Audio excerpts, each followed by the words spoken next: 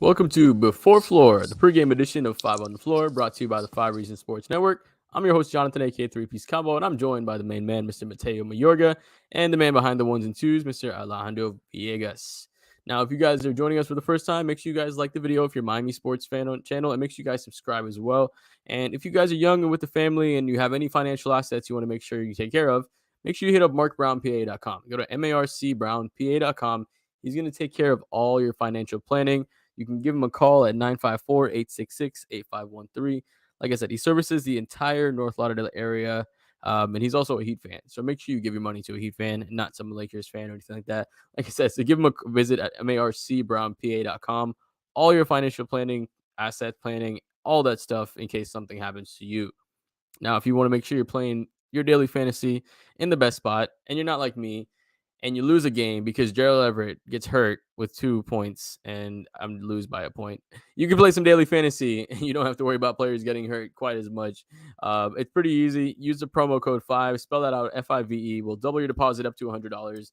And it's the easiest way to play daily fantasy. You literally pick players if they're going to go over or under on points, rebounds, assists. If it's football players, over or under touchdowns, right? Under yards. So pretty easy to play. You get over or you hit under. You hit on all of them, you make more money. And if you place a flex play, you can even get one of them wrong and still make some money as well. So like I said, use the promo code 5, spell that out, FIVE, and that will double your deposit up to $100. So today we're playing the Phoenix Suns, 8-4 record coming in. Their offense really hasn't been anything too spectacular, but defensively, they've been the best team holding teams to the lowest scoring average output for any team in the league. But before we get to the Suns, Mateo, I want to talk a little bit more about Max Strus, right? I mean, he's been getting a lot of love lately, and I feel like it's well deserved. So, might ruffle some feathers here and don't want to, overstate what he's doing, but it feels like he's bringing the dimension that Tyler Hero is bringing to this team over the last couple of years. So I want to know, where do you feel that Max Strus is at, and do you feel like maybe he's so far the potential sixth man of the year candidate leader? Oh, well, first he is playing exceptional ball, but if he keeps starting, and they have played well with him as a starter, he will not be in the running for that award. But another candidate right now is Russell Westbrook. But in the last few games that he has started for the Heat in Tyler Hero's absence, he's averaging 19.6 points a game and shooting better than 42% from deep from the outside. This is some of the best basketball of Max Strus's life. He's also developed a little bit on the offensive end. He's not just a one-trick pony where he's taking outside shots. He can also be relied upon to cut to the basket. You can feed him when he cuts back door, if he gets past his man on a drive from the right wing or the left wing. But he's also someone who is improved with his hawking of the passing lanes and getting out in transition. He is a very good player, and he has limited Duncan Robinson's minutes, which are probably a good thing, Jonathan. Yeah, I mean, definitely, especially if he's making the time with it. If he wasn't making use of those minutes, it would be a different story. But he's definitely making good use of those minutes. Like in the comments, Tyler Hero has been, or like Mateo said, out. Tyler Hero is out for the game, so Max Strus is going to be taking that starting spot. But this is what you continue to see from players in this Miami Heat development system: is just them to make progressive development over the course of the year, right? So last year, like you said, a little more one-dimensional, but now he's able to have a little bit better defense. He's able to cut the basket. He's able to, obviously knock down the three at a high clip, and he's doing a lot more. So I'm not all for, switching him out with Caleb Martin and starting the lineup and making this team smaller, but I do think he has a big future as far as what part of the team he's going to be moving forward. So Right. let's move on to the Suns just a little bit, Mateo. Like I was saying, they're not the best offensive team in the league, but defensively, they're holding teams to the lowest scoring output in the season. How have they been doing that? Well, Jonathan, about their offense, they're not spectacular, but they are steady. The way you beat this team is you got to force guys that aren't Devin Booker and Chris Paul to be the primary decision makers. They can score well from the inside and out. And those two guys who I just mentioned are very good at getting to the mid range and converting from that area. Something that the Heat are going to have to do tonight is beat them to the elbow to take away the mid range shot and also a drive to the lane. But something that the Dallas Mavericks showed a high level of success in during the Western Conference Finals, beating this, during the second round, beating this team was switching defenders off a screen. I expect to see that tonight, but also when defending the pick and roll against this team, I would expect the Heat to switch up their coverages because they are very good at attacking through this fashion. I would expect the Heat to also ice, maybe some low man tag, some man to man. But when the Heat have the ball on the other side, they must take advantage of when DeAndre Ayton is on the floor because he mostly defends the pick and roll through the drop coverage. The Heat have the weapons to take advantage of this scheme. I also want to see them take advantage of their defense by bringing DeAndre Ayton away from the rim, eliminating his presence as a shot blocker. They can do that with Bam Adebayo running a high volume of handoff action on the perimeter. But what's going to be most important to lure their backline defenders away from hugging the baseline is going to be crisp and precise ball movement because, and the Heat have been doing that well over the last few games. They've averaged, I think, 25 to 26 assists, and they've only given up the ball 11.6 times a night, which is below the average of 14.9. Anytime you can keep it below the median, it's always a good thing. But the Heat need to do those things to shut down the Phoenix Suns tonight, Jonathan. For sure. Now, Alejandro, this team is there's a lot of loose parts, right? And it seems like Jimmy Butler has to pick up for a lot of those loose parts, especially early in this season. Now, he's in his mid 30s, right? He has this big contract, obviously, and he's going to be with us for a good while.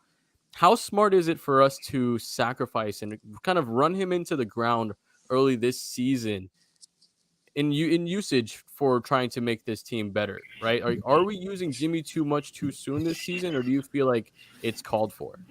I mean, we are, but the thing is, you have to, right? Because you have to win games, and especially the way the team started this season. I mean, if they had one, two, maybe three more wins, we would be like, all right, let's give more rest to Jimmy Butler. But the situation right now is that you really need to win as many games as you can. We know how hard it's going to be in the Eastern Conference.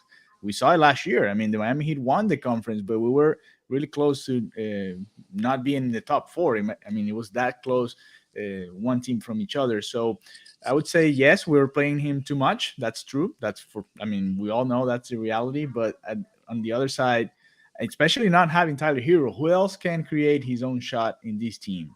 I mean, I don't think, not even Bam, maybe Lowry at some point could in his career, but right now it's just Jimmy Butler and Tyler Hero. So I would say yes, we are using him a lot too much, maybe a little bit too much, but at this point there's not. I mean, we don't have any other options. I mean, what else can you do?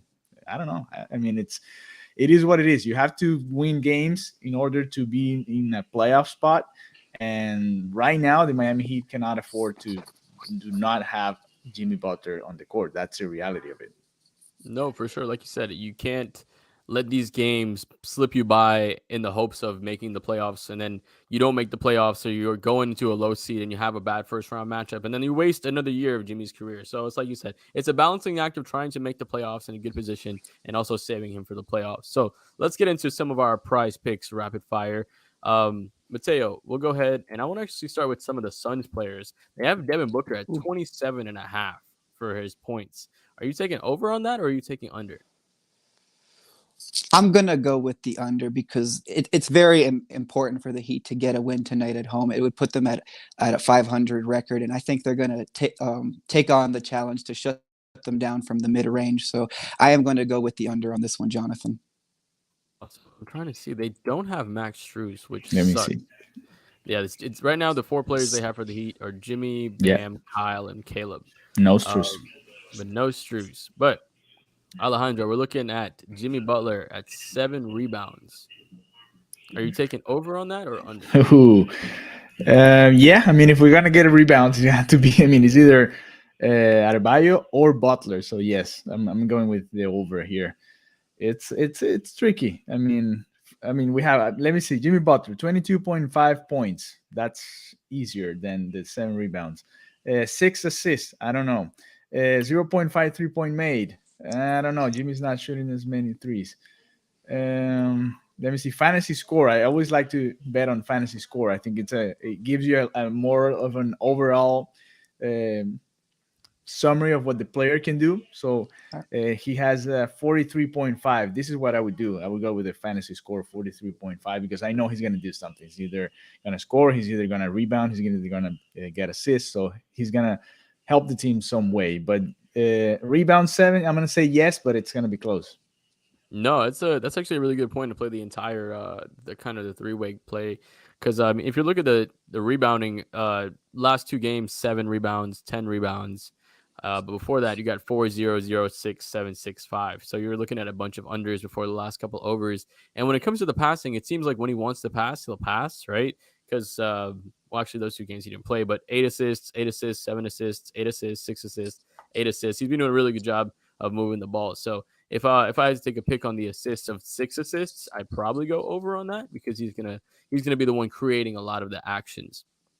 Mateo, we're gonna go to you for Kyle Lowry. We have Kyle Lowry.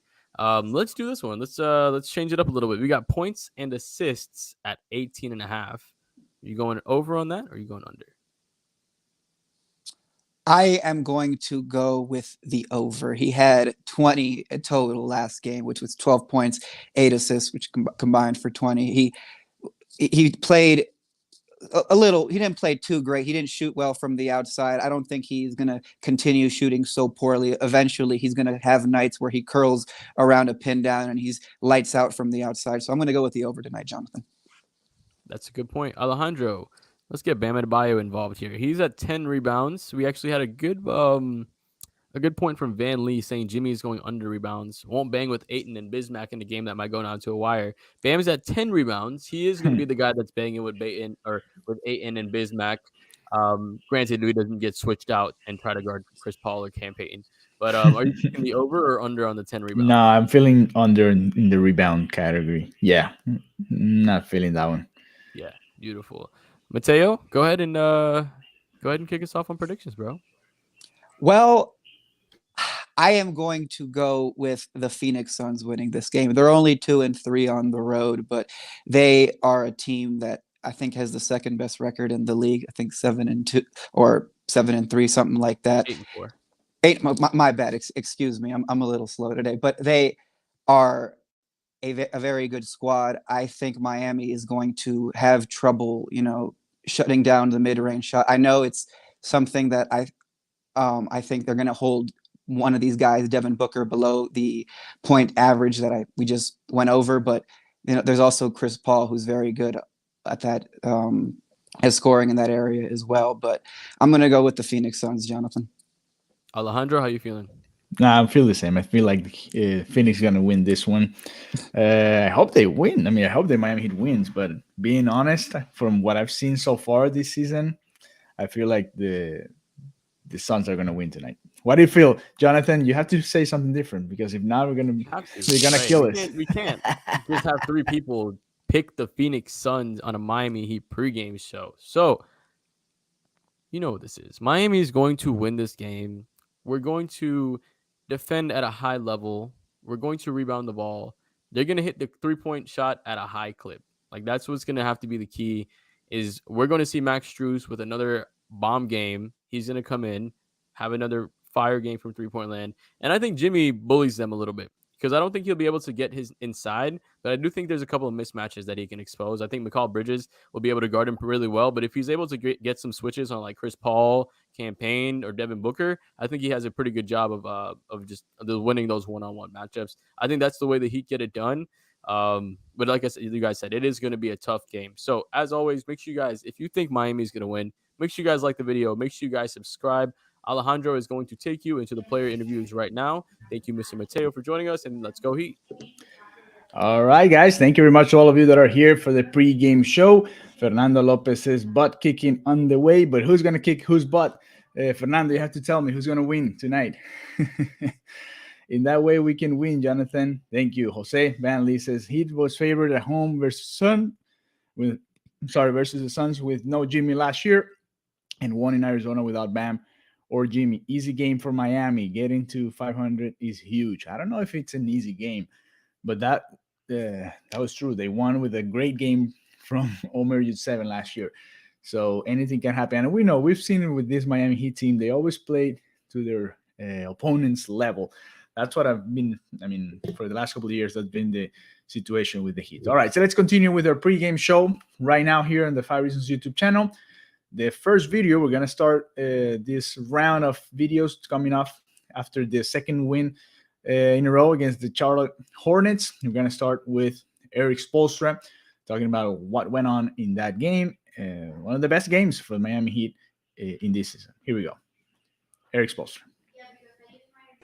Usually you typically get the question of what did you tell them at halftime, but what changed in that third quarter? No, I think I didn't really say anything at halftime, to be frank. We watched some of the clips of the first half. I liked a lot of things that were going on, and I think the score didn't really necessarily indicate how we were playing. There were probably 5 or 6 glitches mentally, that led to easy baskets defensively. But for the most part, I thought it was a pretty good energy, and I really liked the way things were going offensively. So we just, stayed the course, and things were definitely working in our favor in that second half. You guys have talked for the past few games about liking the shots you're getting. They just weren't falling. Was today a product of kind of a lot of those shots falling tonight that you guys were missing the last? Yeah, that was a part of it, and I still think we have a couple other levels to get to. But I really liked some of the actions and willingness for guys to try to help another guy get a shot. And that's not just leading to a three. It's things that were leading to opportunities in the paint. Collaborating to try to generate a really good look for our basketball team, and guys were really committed, to that process. And I just liked the way the flow was going offensively. Whether the shots were going down or not. We know Bam can do pretty much anything defensively, but you haven't usually asked him to play much zone. So what do you like about him in that look this season? Like zone scheme, or are we talking pick and rolls? Scheme. 2-3. Oh, he's been doing that for a long time, right? Yeah. I'm sure you're going to look into the stats and find out exactly how many times, but yeah, like he has a lot of institutional understanding and knowledge of what we're looking for in that. I just think he's the absolute Swiss Army knife defensively. We can literally do whatever scheme, pick and roll wise, or man to man, or zone, switch, be like everything. But that's if you're in the conversation for Defensive Player of the Year, you should be able to do all of those things. And I don't think all the guys in the conversation can do those things. And this team is a little bit different. So we have to do some different things, but you have to have a guy like Bam that can be an anchor and have that absolute versatility, where we can adjust and tweak things as the season goes on based on, what we need to do and what's working for us, not necessarily what we planned on doing. He makes it look a lot easier than it is, but he's just extremely versatile. And that's helpful that he can play, the man or the zone. And he's doing a lot of different things, even when we're in our man. Just more generally, he's defending a pretty low number of isolations this year, and that might be the different coverages, but our team's doing a better job or making a more assertive effort to avoid him defensively. I'm sure they probably are. I mean, that's irresponsible if you're not going through a scouting report, and if you're just going into a game and going through your normal stuff, and he ends up on a guy who has an opportunity to make a play, and you're not really giving that a lot of thought, that's probably not responsible. And so that's the ultimate respect, right? It's like those great defensive backs, or I don't know, linebacker. You're going somewhere else, but that's been a hard-earned reputation. And because of that, we want to continue to be able to maximize his strengths as teams now are trying to maximize going away from his strengths. So we just have to keep on trying to figure that out But he really is unique defensively. He's special. Kay, before the start of the season, was saying how he wanted to grow the mid-range aspect of his offensive game. What do you think that could do to unlock other parts of his scoring ability? When it's needed, I don't want to live in that profile.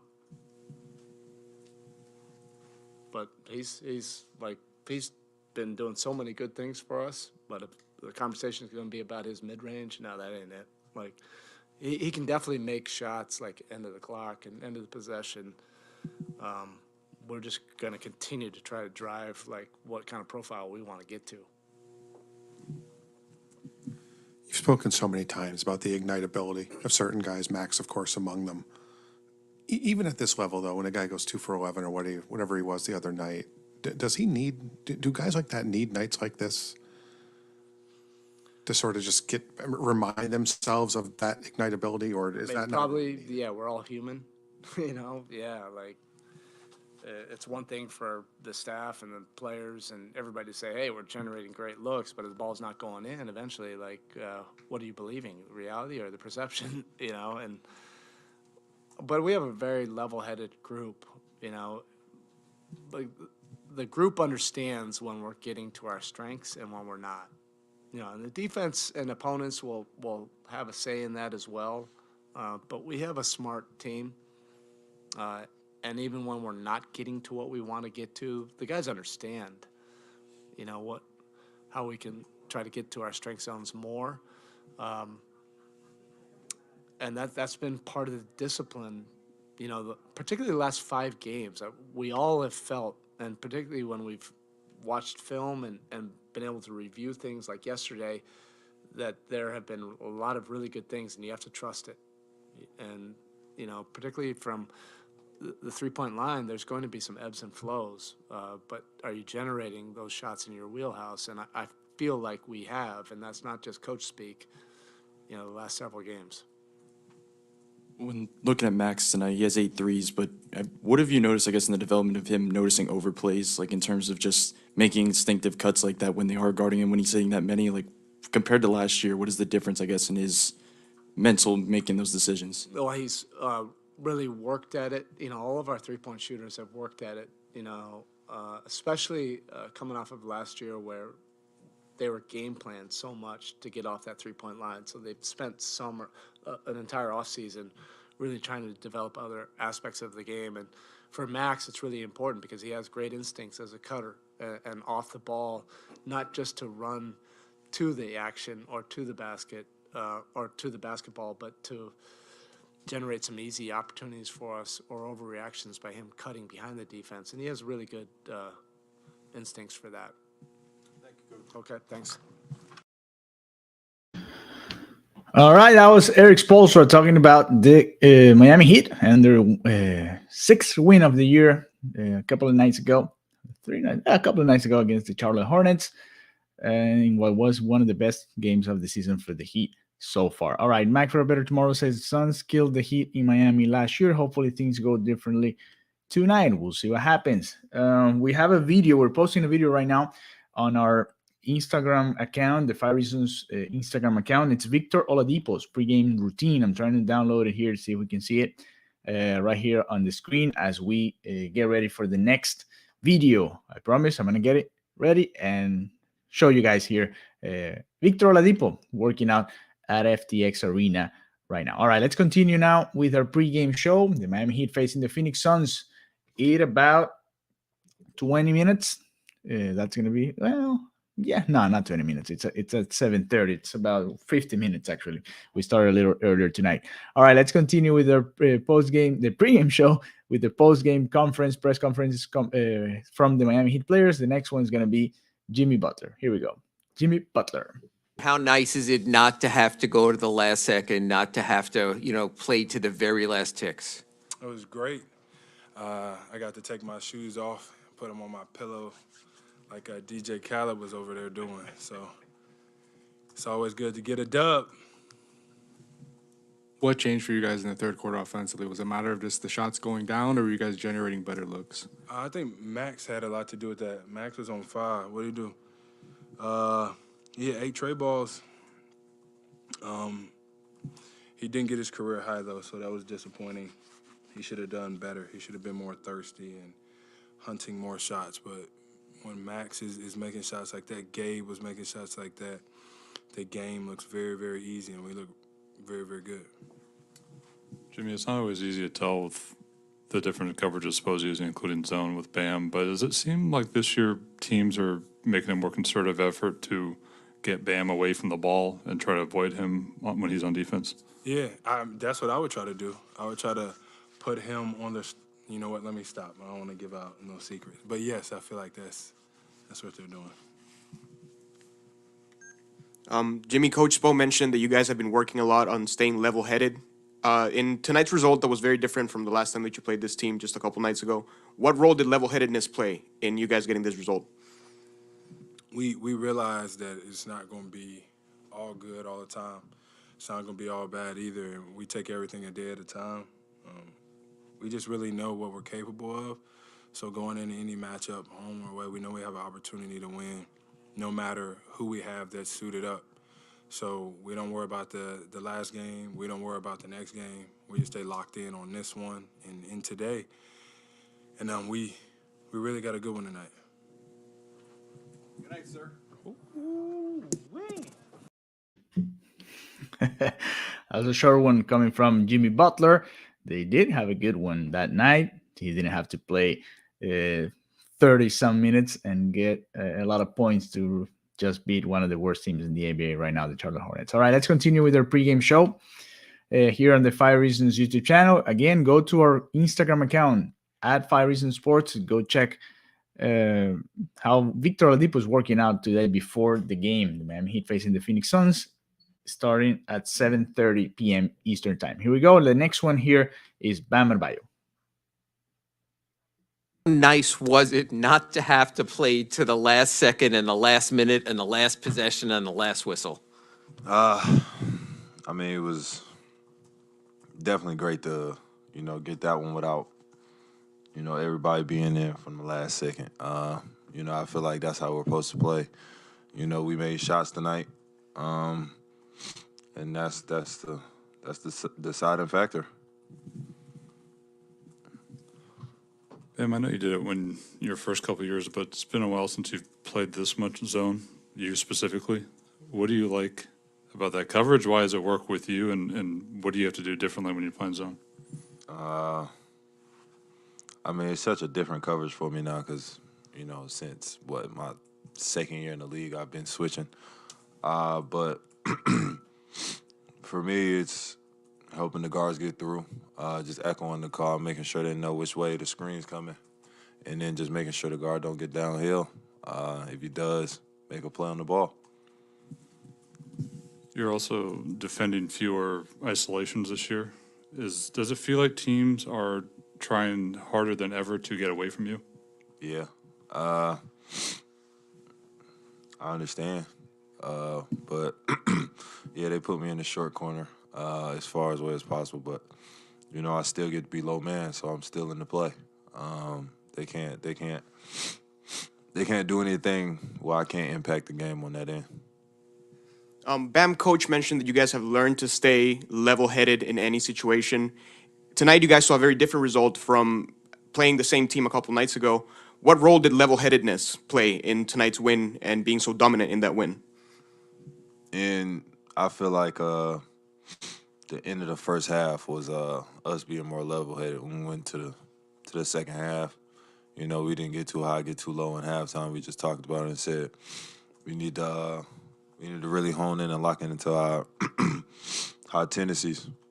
And, everybody knew that. We felt like we gifted a lot of points before that half ended. So, the second half we came out and really stayed on that path of doing everything right, everything technique, like technicians, and it got us the W. All the way from Greece, Christos Saltis, go ahead. Hey, Bam, great win, first of all. That win in that fashion, how many steps in the right direction for you as a team was? It's one step to getting us to 500. You know, it's just a great win. You know, it's hard to beat teams twice in the NBA, especially in a regular season format. But you know, it's great that we can lock in and get that W. Thank you very much. Black Lives Matter, people. All right, that was Bam Adebayo talking about what's going on with the Miami Heat right after they beat the Charlotte Hornets a couple of nights ago on Saturday night. The second win in a row for the Miami Heat, who are facing the Phoenix Suns tonight, starting at 7:30 p.m. Eastern Time. The next one coming up is coming off that press conference that day on Saturday night. It's Max Strus, and then we're going to watch 3 videos from today's shoot around: Caleb Martin, Duncan Robinson, and also Max Strus. But first, Max Strus that night. When you guys often talk about how you have to let things go after a rough shooting game, but even when you were doing your post-game court interview, you spoke to a degree about how you wanted to bounce back from last game, and you did. So for as much as you guys talk about how you leave things aside, was that necessarily the case? Yes and no. You definitely remember it, but you can't let it affect you. You gotta know the negatives of it and deal with it, and then get in the gym and fix it, and then come out and do stuff like you did tonight. So it's all about how you respond to adversity and negativity, and I wasn't proud of myself and how I handled myself last game, so I just wanted to be more positive and come out more aggressive this game. Max, defense has been on the minds of you guys for most of the season, but when Bam is on the court, the defense has pretty much been at a top 5 level, as you would expect with Bam. Even though he was pretty much already a defensive player of the year level last year, has he gotten even better defensively this year, or more versatile in any way? Yeah, I think we're mixing up the way we're defending too. We're trying new schemes with him, trying new things, keep him on bigs, and he's done a great job with it. He likes to switch. We all like him to switch, but we're trying to make him do different things, and I think it's been helping our defense. Just allowing our guards to be more physical on the ball, and just allowing him to keep his matchup, and he's been exceptional. Max, of course, big night for you as well, especially in the offensive side.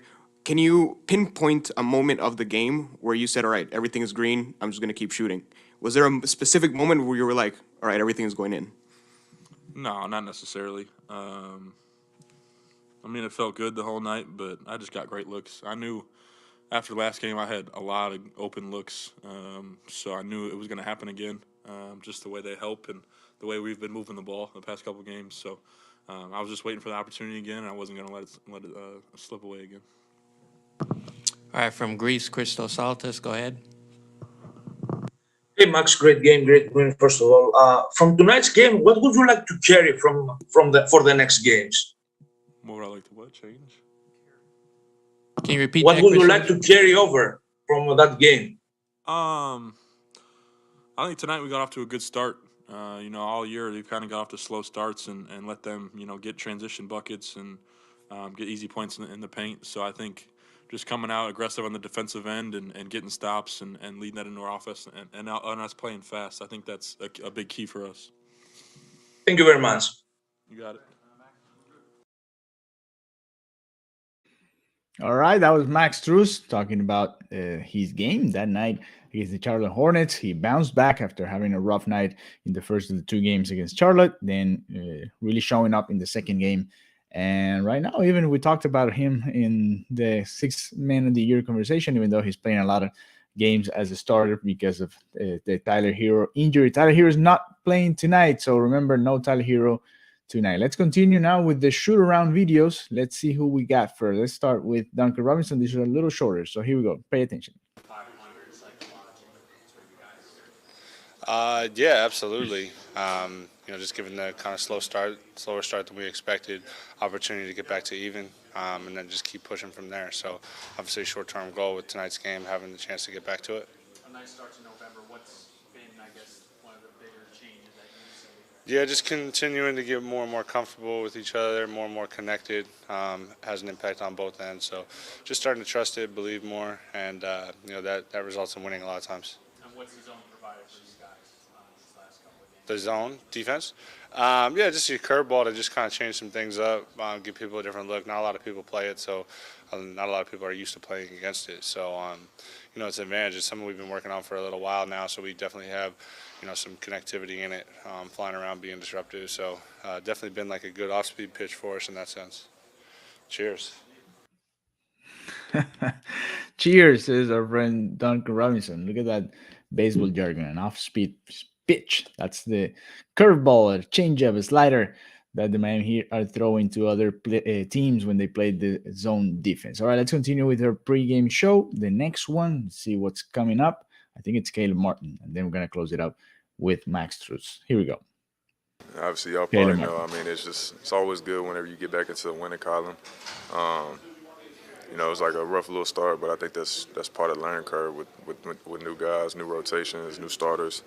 But like you said, mentally, it could get us definitely back on the right track for sure. You've seen, I guess, from November, some of the positive things that changed out from the rest of the 6.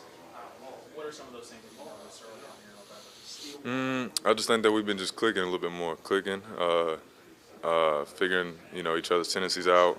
Like we said, with different rotations. I mean, pretty much playing with the same group. It's just a different, sometimes it's just different rotations, different groups of guys at certain times. And I just think that we're starting to figure that out more. I feel like I'm starting to figure out my role out a little bit more. And then, we got our stars being stars, you know what I mean? So that's what they do. And what is the zone provide for you guys? Yeah. Zone's been big for us. I think it just kind of throws those opponents off.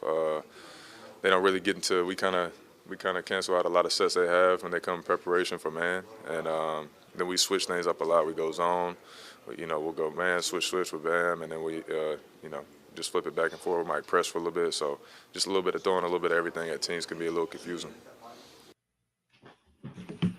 All right, that was Caleb Martin also talking about the zone defense and how it has worked lately. And we'll see how much they use it tonight against the Phoenix Suns. Let's finish our video session tonight with Max Struz, and let's see what he said today talking about tonight's rival, the Phoenix Suns. Here we go.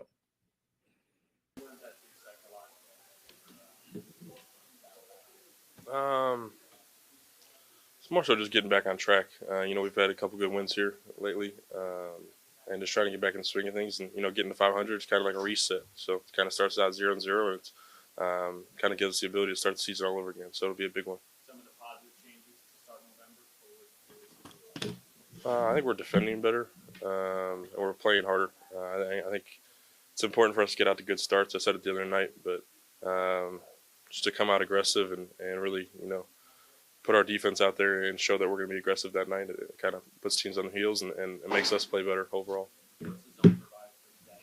The zone's great for us. It allows us to change the speed of the game and take the offensive teams out of what they've been doing and make them comfortable. So, we got a lot of guys that have done it for years now, so we have a good flow with the groups, and it's something we'll keep getting better at and keep using.